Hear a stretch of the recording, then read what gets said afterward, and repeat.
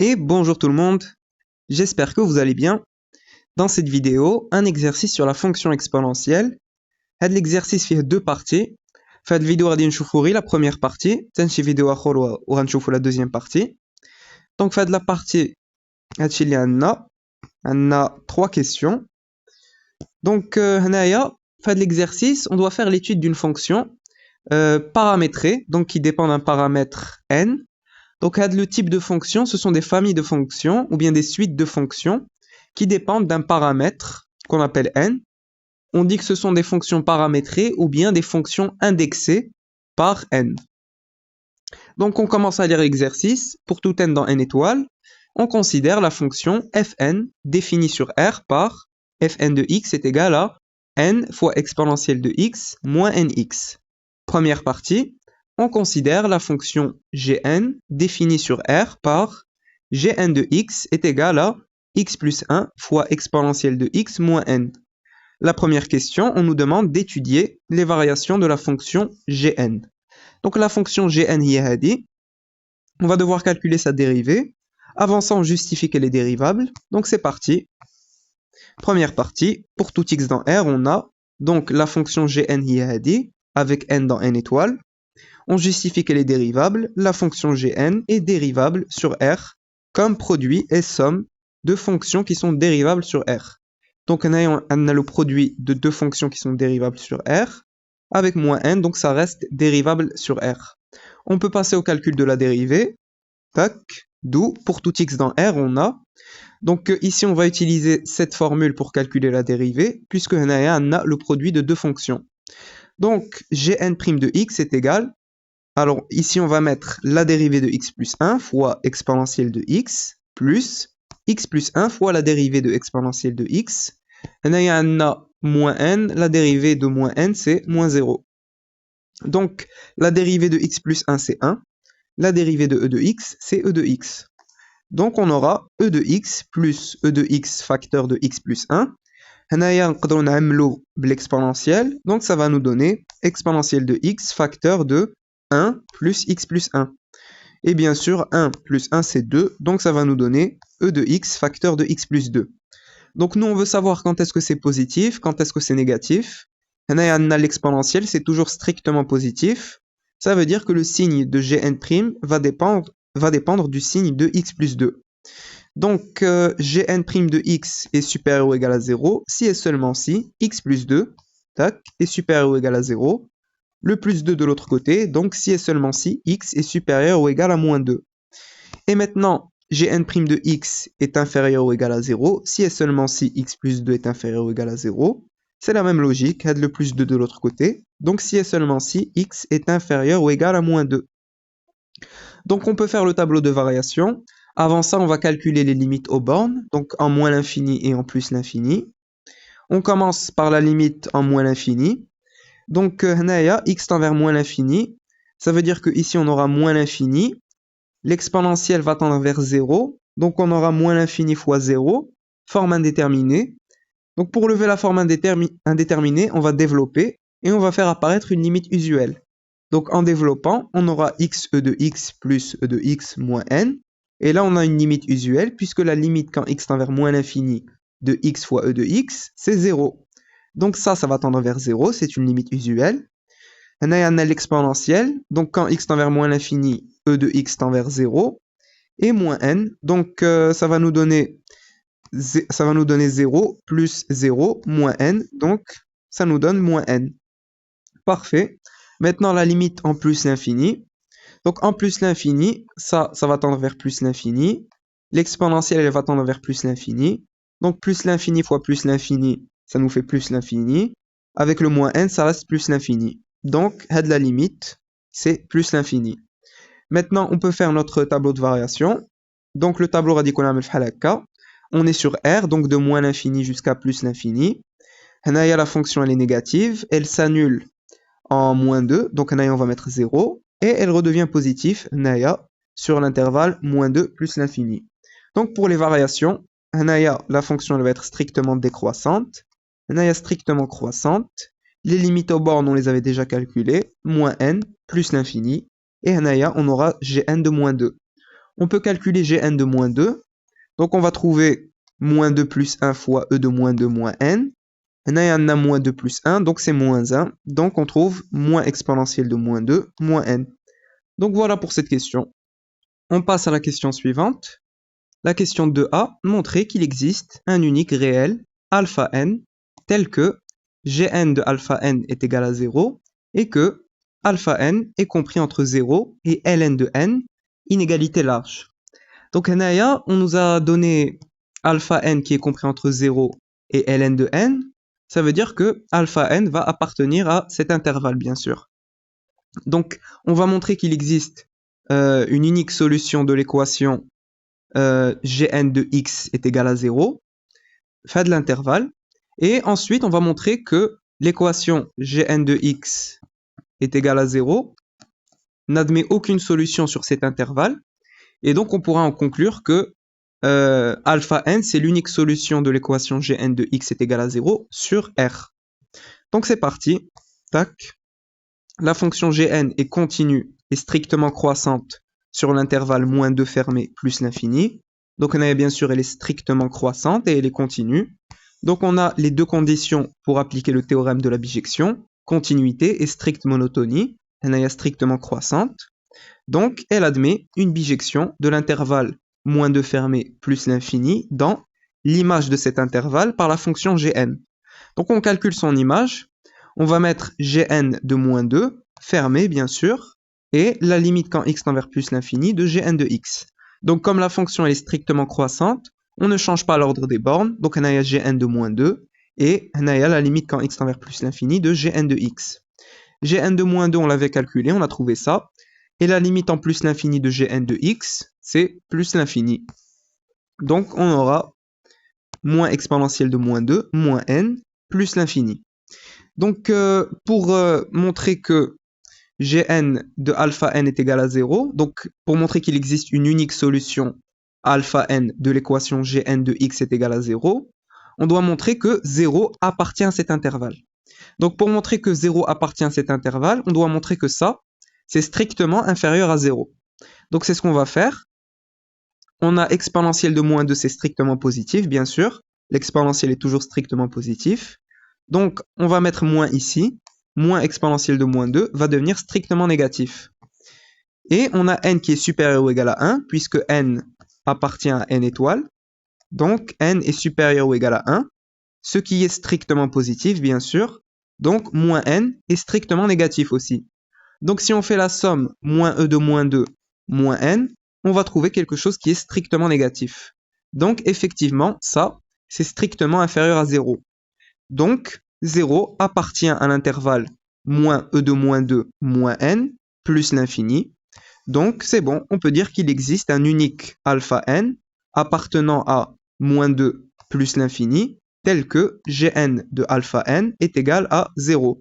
Donc, on a bien sûr, on ouvre l'intervalle, puisqu'on a déjà calculé Gn de moins 2, c'est moins exponentielle de moins 2 moins n, et ça, bien sûr, c'est différent de 0. Donc, on peut ouvrir l'intervalle ici. Donc, on a alpha n, c'est l'unique solution de l'équation Gn de x est égal à 0 sur l'intervalle moins 2 plus l'infini. Très bien. On doit encore montrer que alpha n est compris entre 0 et ln de n, inégalité large. Donc, on va calculer Gn de 0 et Gn de ln de n. Donc, c'est parti. Tac. Gn de 0, donc on remplace l'expression de la fonction Gn dit. On remplace x par 0, donc 0 plus 1 fois e de 0 moins n. 0 plus 1, c'est 1. E de 0, c'est 1. Donc ça va nous donner 1 moins n qui est inférieur ou égal à 0. Pourquoi? Car n est supérieur ou égal à 1. Donc ça veut dire que 1 moins n va être inférieur ou égal à 0. Très bien. Maintenant, on calcule Gn de ln de n. On remplace, ça va nous donner ln de n plus 1 fois exponentielle de ln de n moins n. Donc ici, on a exponentielle et ln, ce sont des fonctions réciproques, on les enlève. Donc on a n. On a n comme facteur commun, donc on peut factoriser par n. Ça va nous donner n facteur de ln de n plus 1, moins 1, donc 1 moins 1, ça part. On a n fois ln de n. Donc nous, on veut savoir si ça c'est positif ou bien négatif. Donc nous, qu'est-ce qu'on sait? Pour tout n dans n étoiles, on a n est supérieur ou égal à 1, ce qui est équivalent à ln de n est supérieur ou égal à 0. Donc on applique le logarithme népérien des deux côtés. Ln de 1 c'est 0, donc on aura 0. Donc n fois ln de n est supérieur ou égal à 0. Donc n c'est un nombre qui est positif, strictement positif, puisqu'il est supérieur ou égal à 1. Donc il est strictement supérieur à 0. Donc ça veut dire que si on multiplie ln de n par n, on ne change pas le sens de l'inégalité et on va toujours trouver quelque chose qui est supérieur ou égal à 0. Très bien. Donc on trouve que Gn de 0 est inférieur ou égal à 0 et on trouve que Gn de ln de n est supérieur ou égal à 0. Donc ça veut dire que Gn de 0 fois Gn de ln de n. Donc si on fait le produit Gn de 0 fois Gn de ln de n, ça va nous donner un nombre qui est négatif, inférieur ou égal à 0. Ça veut dire qu'ils sont de signes opposés. Donc on le précise. Donc ils sont de signes opposés. Donc on peut dire que Gn de alpha n est compris entre Gn de 0 et Gn de ln de n, puisque Gn de alpha n c'est 0. Donc on aura bien cette double inégalité. Donc alpha n est bien compris entre 0 et ln de n, puisque la fonction Gn elle est strictement croissante avec l'intervalle. Donc on ne change pas le sens de l'inégalité. Donc alpha n est bien compris entre 0 et ln de n. Donc on a bien montré que alpha n est compris entre 0 et ln de n. Alors nous, on a montré que l'équation Gn de x est égale à 0 admet une unique solution sur l'intervalle moins 2 plus l'infini. Donc il nous reste à montrer maintenant que l'équation Gn de x est égale à 0 n'admet aucune solution sur l'intervalle moins l'infini moins 2.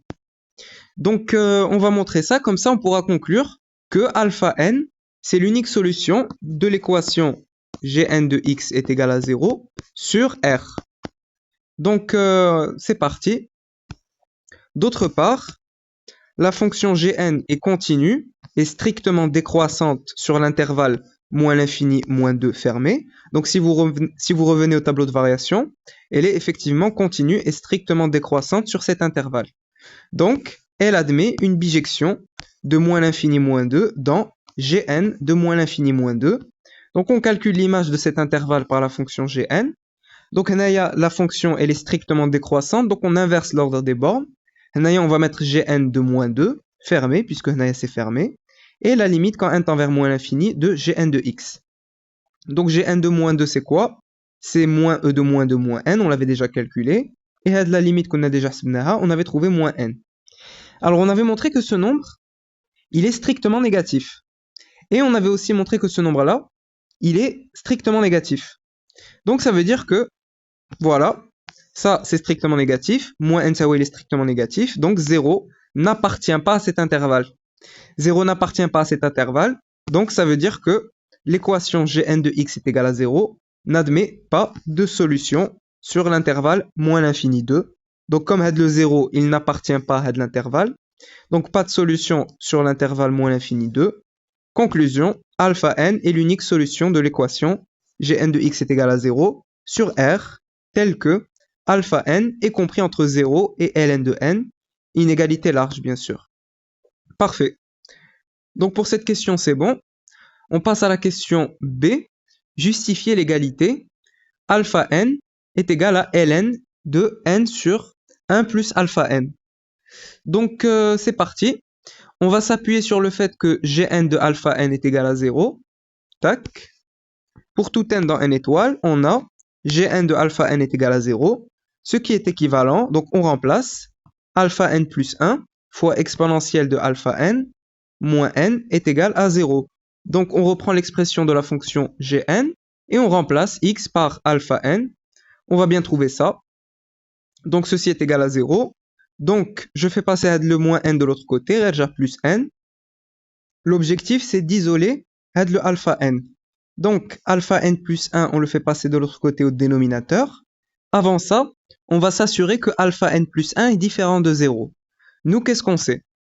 Comme alpha n est supérieur ou égal à 0, donc c'est ce qu'on avait montré ici, alpha n est supérieur ou égal à 0, alors je rajoute un des deux côtés, donc alpha n plus 1 est supérieur ou égal à 1, ce qui est strictement positif, donc alpha n plus 1 est bien différent de 0.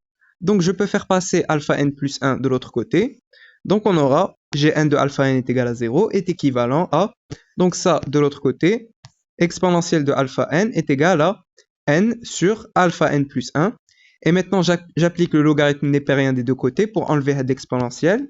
Donc, on aura alpha n est égal à ln de n sur alpha n plus 1. Et justement, c'est ce qu'il fallait montrer. Donc, voilà, c'est bon. La question 3a, montrer que pour tout x dans R étoile plus, ln de x est inférieur ou égal à x moins 1. Ce qu'on va faire, c'est qu'on va faire passer x moins 1 de l'autre côté. Donc, on a une fonction. Et on va montrer que la fonction elle est effectivement inférieure ou égale à 0. Donc la fonction ça va être ln de x moins x plus 1. Donc on fait passer ça de l'autre côté, on change les signes. Donc on va faire l'étude de la fonction. Tac. On considère la fonction h définie sur R étoile plus par h de x est égal à ln de x moins x plus 1. Donc on a fait passer ça de l'autre côté. Raja'na moins x plus 1. Et pour tout x dans R étoile plus, donc on prend comme intervalle R étoile plus. Très bien. Donc on va calculer la dérivée. Avant ça, on justifie qu'elle est dérivable. La fonction h est dérivable sur R étoile plus comme somme de fonctions qui sont dérivables sur R étoile plus. Donc elle est dérivable sur R étoile plus, donc leur somme est dérivable sur R étoile plus. On calcule la dérivée. D'où, pour tout x dans R étoile plus, on a, donc on calcule la dérivée, h' de x est égal à, la dérivée de ln de x, c'est 1 sur x, la dérivée de moins x, c'est moins 1, la dérivée de plus 1, c'est 0. Donc on trouve 1 sur x moins 1. On veut savoir quand est-ce que c'est positif, quand est-ce que c'est négatif. Donc h' de x est inférieur ou égal à 0. Si et seulement si 1 sur x moins 1 est inférieur ou égal à 0, on fait passer le moins 1 de l'autre côté. Donc, si et seulement si 1 sur x est inférieur ou égal à 1, on prend l'inverse maintenant. Donc, si et seulement si x est supérieur ou égal à 1. On prend l'inverse, donc on change le sens de l'inégalité. Maintenant, h' de x est supérieur ou égal à 0, si et seulement si 1 sur x moins 1 est supérieur ou égal à 0. C'est la même logique, moins 1 de l'autre côté, donc si et seulement si 1 sur x est supérieur ou égal à 1. On prend l'inverse et on change le sens de l'inégalité. Donc, si et seulement si x est inférieur ou égal à 1. Très bien. Donc maintenant, avant de faire le tableau de variation, on calcule les limites aux bornes.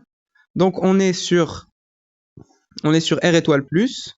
Donc on va calculer la limite quand x tend vers 0 plus et la limite quand x tend vers plus l'infini. On commence par la limite quand x tend vers 0 plus.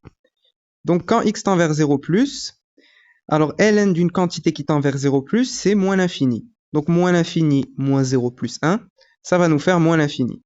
Voilà. Ensuite, la limite quand x tend vers plus l'infini. Donc quand x tend vers plus l'infini, on aura plus l'infini, moins l'infini, plus 1. Donc on aura plus l'infini, moins l'infini, forme indéterminée. Donc pour lever la forme indéterminée, on va factoriser par x. Donc on aura x facteur de ln de x sur x, moins 1, plus 1 sur x. Hadi, c'est une limite usuelle. Donc ça tend vers 0. 0, moins 1, plus 0. Donc 0 plus 0, c'est 0. Après, on a moins 1. Donc on aura plus l'infini fois moins 1. Ça va nous faire moins l'infini. Donc on trouve plus l'infini fois moins 1. Donc moins l'infini. Très bien. Donc on peut faire le tableau de variation. Donc le tableau radical K. Donc on est sur R étoile plus. Donc 0 plus l'infini. On va mettre 2 barres. Puisque la fonction n'est pas définie en 0. Là, elle est positive, là, elle s'annule, donc j'aurais dû mettre 0, là, le 0, et là, elle redevient négative. Ça veut dire que là, elle va être strictement croissante, là, elle est strictement décroissante, et les limites aux bornes, donc moins l'infini, moins l'infini. Très bien. Donc, qu'est-ce qu'on peut en déduire? Alors, avant de faire notre déduction, on va calculer h de 1. Donc on calcule h de 1, ça va être ln de 1 plus moins 1 plus 1. ln de 1 c'est 0, moins 1 plus 1 c'est 0, donc 0. Donc on aura 0. Donc, d'après le tableau de variation, on en déduit que on a un maximum à temps x est égal à 1, et ce maximum, c'est 0. 0. Donc, ça veut dire que la fonction, elle est toujours inférieure ou égale à 0. Hanaya, elle est inférieure ou égale à 0. Hanaya aussi, elle est inférieure ou égale à 0.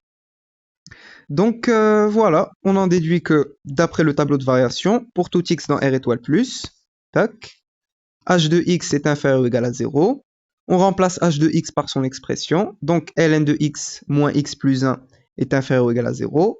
On fait passer moins x plus 1 de l'autre côté. Donc, ln de x est inférieur ou égal à x moins 1. Et c'est bon, c'est ce qu'il fallait montrer. Tac, pour tout x dans R étoile plus. La question B, en déduire que, pour tout n dans n étoile, 1 demi ln de n est inférieur ou égal à alpha n. Donc nous, qu'est-ce qu'on sait sur alpha n? On sait que alpha n, c'est ln de n sur 1 plus alpha n. Et on sait que pour tout x dans R étoile plus, ln de x est inférieur ou égal à x moins 1. Donc on va essayer de de démontrer cette inégalité. Tac. Donc pour tout x dans R étoile plus, on a ln de x est inférieur ou égal à x moins 1. Ça, c'est ce qu'on a montré ici. Nous, on sait que alpha n, c'est ça. Et on sait que alpha n est compris entre 0 et ln de n, inégalité large. Donc, c'est ce qu'on avait montré ici.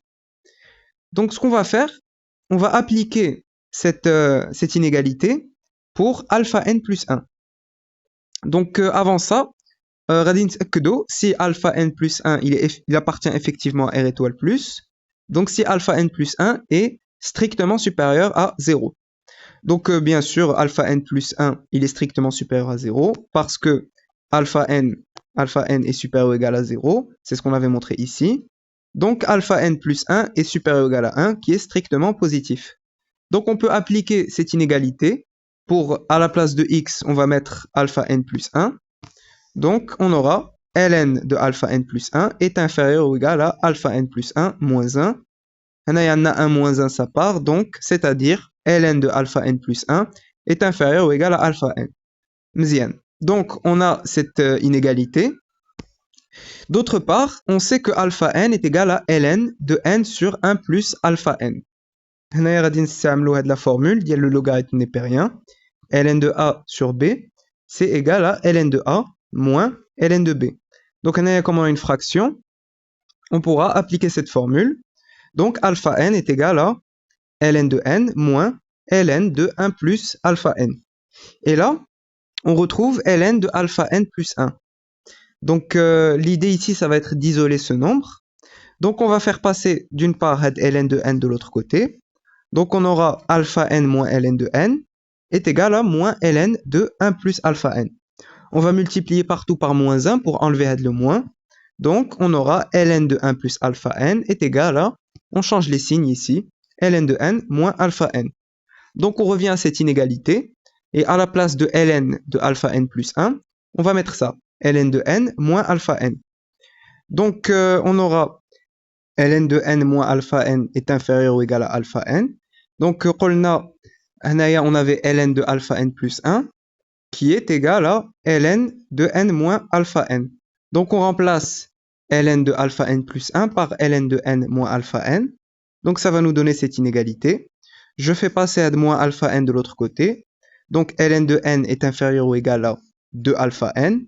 Maintenant, le 2 de l'autre côté. Donc, 1 demi de ln de n est inférieur ou égal à alpha n. Et voilà. Donc, c'est bon. On a bien montré ça. Maintenant, la question c'est déterminer les limites. La limite quand n tend vers plus l'infini de alpha n et la limite quand n tend vers plus l'infini de alpha n sur n. Donc, on a montré que alpha n il est supérieur ou égal à 1 demi de ln de n et on sait que alpha n il est inférieur ou égal à ln de n. Donc, on pourra donner un encadrement de alpha n et on pourra utiliser le théorème des gendarmes pour calculer les limites. Donc, c'est parti. Tac. Pour tout n dans n étoile, on a cette double inégalité. Alpha n est compris entre 1 demi de ln de n et ln de n, inégalité large. Donc on commence par la première limite, celle-là, la limite en plus l'infini de alpha n. Donc la limite quand n tend vers plus l'infini de 1 demi de ln de n, donc celle-là, c'est plus l'infini, bien sûr. Ln d'une quantité qui tend vers plus l'infini, c'est plus l'infini. Donc, multiplié par 1/2, ça reste plus l'infini. Et la limite quand n tend vers plus l'infini de ln de n, c'est plus l'infini. Donc ça tend vers plus l'infini, ça aussi. Donc, d'après le théorème des gendarmes, la limite quand n tend vers plus l'infini de alpha n, c'est plus l'infini. Alors bien sûr, on aurait pu se contenter juste de calculer cette limite. Ça tend vers plus l'infini. Comme ça, c'est supérieur à ça. Donc ça aussi, ça va tendre vers plus l'infini. Mais bon, on peut aussi utiliser le théorème des gendarmes, ça marche. Et pour la deuxième limite, la limite quand n tend vers plus l'infini de alpha n sur n, donc là, on aura besoin de cette double inégalité. Donc on va partir de cette double inégalité. D'autre part, pour tout n dans n étoiles, alors on a cette double inégalité. Nous, on veut faire apparaître alpha n sur n, donc on va diviser partout par n. Donc n, c'est un nombre qui est strictement positif, il appartient à n étoiles, donc on ne change pas le sens de l'inégalité. Donc ça va nous donner 1/2 fois ln de n sur n est inférieur ou égal à alpha n sur n, qui est inférieur ou égal à ln de n sur n. Et là, on a une limite usuelle. La limite quand x tend vers plus l'infini de ln de x sur x, c'est 0. Donc ça va tendre vers 0. Ça aussi, ça tend vers 0. 1/2 fois 0, c'est 0. Donc tout ça tend vers 0. Donc voilà, la limite quand n tend vers plus l'infini de ça, tac, c'est égal à la limite quand n tend vers plus l'infini de ça, ln de n sur n, c'est 0. Donc ça tend vers 0. Ça aussi, ça tend vers 0. Donc, d'après le théorème des gendarmes, la limite quand n tend vers plus l'infini de alpha n sur n, c'est bien 0. Et voilà, donc on a terminé cet exercice. J'espère que cette vidéo vous a plu. N'hésitez pas à mettre vos remarques et vos suggestions en commentaire. N'oubliez pas de liker et de partager la vidéo, et à très bientôt.